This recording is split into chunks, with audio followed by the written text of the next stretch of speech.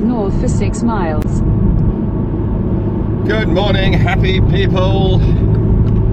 It's bright and early on a Sunday morning, 7 a.m. and I'm on my way to Milwaukie Bowl. Been up since about 5 a.m. Had to take my son to school to catch the bus so he can go snowboarding with the school. So yeah, wide awake, not. Oh, there goes the fuel light. Great. Well done. School error again. Ding dong, ding along. I think I have enough to get there. Shit. 49 miles on reserve. Yep, that should be enough. So yeah, off to Milwaukie. Looking forward to it. A bit nervous. I don't know why. I don't normally get nervous. Yeah, it is what it is. It's going to be low scores in the afternoon. Got to hope for a good block in the morning. And we'll see how it goes. Coming on the I-5 heading north. I'll cut through Portland itself and end up in Milwaukie on the other side. Fun fact about the I-5, it's like a demarcation zone between complete disaster and non-disaster, if that makes any sense. So they discovered a subduction zone off the coast in the 80s, I think it was. Subduction zone basically means they've discovered an earthquake fault, and apparently it's 350 years overdue. And those smart people in power suggested that anything east of the I-5, sorry, west of the I-5 will be destroyed in the incoming tsunami and the massive earthquake, etc, etc, etc. However, everything on the west of the I-5 should be okay. No, east, for goodness sakes. North, south, east, west, yes. To my right we'll be safe, to my left we won't. My house is just to the right, thankfully.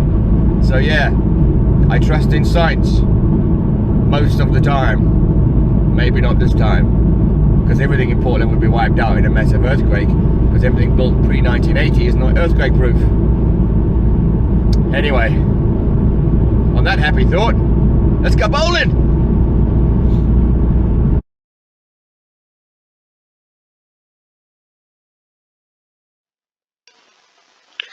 Good morning, happy internet people. It's Monday morning. Here's a quick review of the qualifying for the Portland Masters 2024.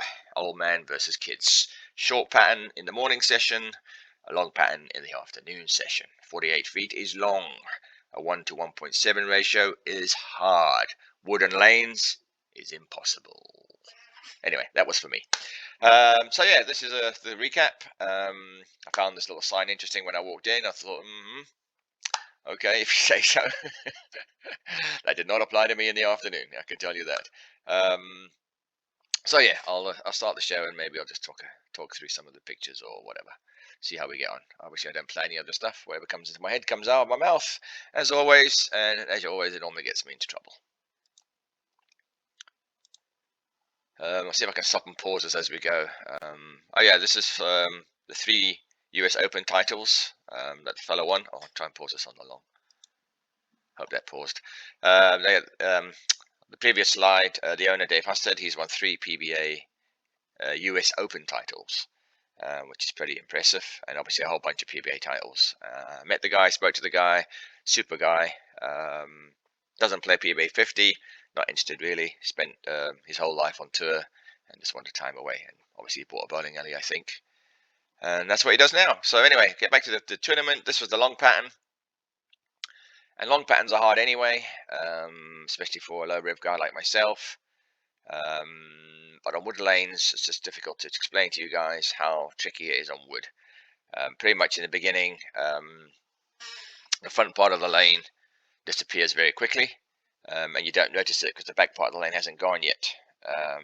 So there's like 2 ball motions. The ball moves in the front of the lane and does or doesn't move down lane depending where you put the ball. So obviously if you miss anywhere past 15, you're going to get a 6 pin.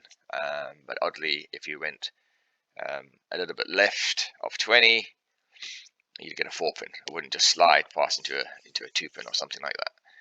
So there was motion down lane, just finding where to put that ball. So as I said, in practice I was looking okay. Lots of flat 10s as you expect from an old boy like me.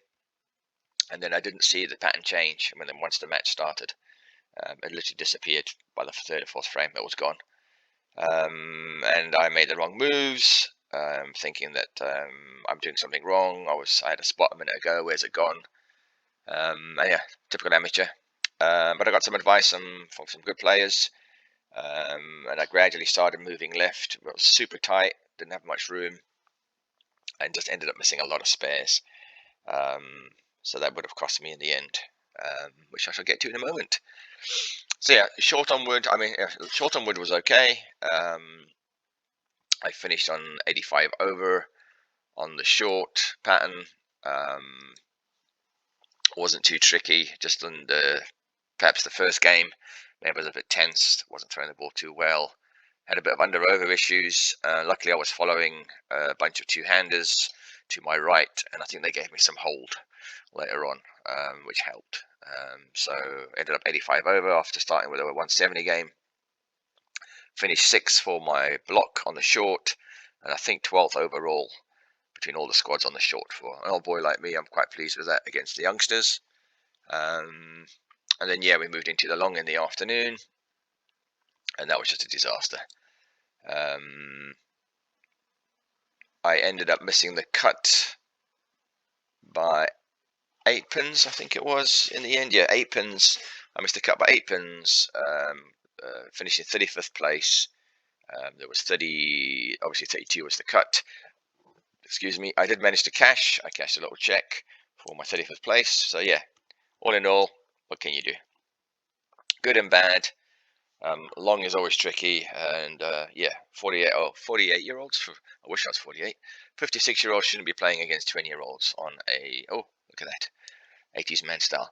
46-year-olds shouldn't be playing against 46-year-olds. You're freaking 56, dude. Jeez, 56-year-olds shouldn't be playing against the kids on sport on 48-foot long patterns. That's what I'm trying to say. Get the words out your mouth.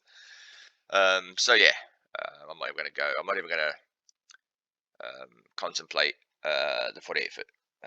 It means nothing to me. It's dead to me. I won't play 48 feet on a regular basis. I don't think the PBA 50 regionals are going to be anywhere near as hard or anywhere near 48 feet. Well, I hope not. But I will need to practice, obviously, if that is the case. And speaking of practice, I've actually got a coach. I've not had a coach since I was a junior. Old Dave, great guy, taught me the basics, and then never had any formal training ever again, or structured training anyway, ever again. Oh, actually, I lie. I had a few sessions from Andy Penny in the late 90s when I first moved to England. But yeah, they're permanently closed down, I think, after a few weeks. Andy, yeah, what was that? Enfield, Lloyd's in Enfield. So yeah, that's the only training I've had. So I've signed up for a coach. He coaches a lot of these guys, and I'm hoping that he can help me out with a few tweaks. Obviously with my mental game, some strategies, and we'll see how we go. Really looking forward to the PBA 50 at the end of March. I just need more time on the lanes. We haven't had much time since I've been here. What's it, August? What's it, 7 months? 7 months I've been here. I played 5 events. Back home in 7 months I would have played, what, 10, 15 events by then. So yeah, it's not been easy, but slowly getting there. Hopefully I find my feet. And yeah, that's this video. Next week is the finals. I might pop there and record some of it. I think it might be streamed online, so maybe I'll put something together if you're interested in seeing how those guys done. Yeah, met lots of great people. There's one of them on Mike, and Mike Kennedy as well.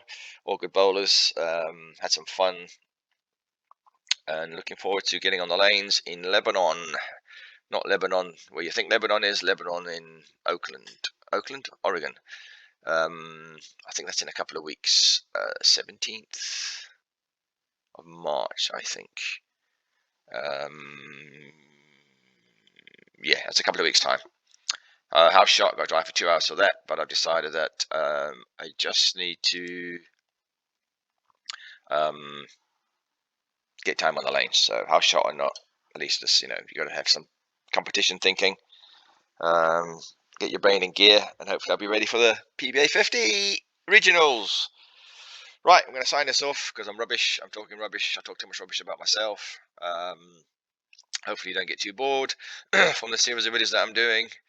As I say, a lot of it's just for my own nostalgic, narcissistic um, memories, so that I can look back on this in the future, and hopefully somebody find it a little bit interesting.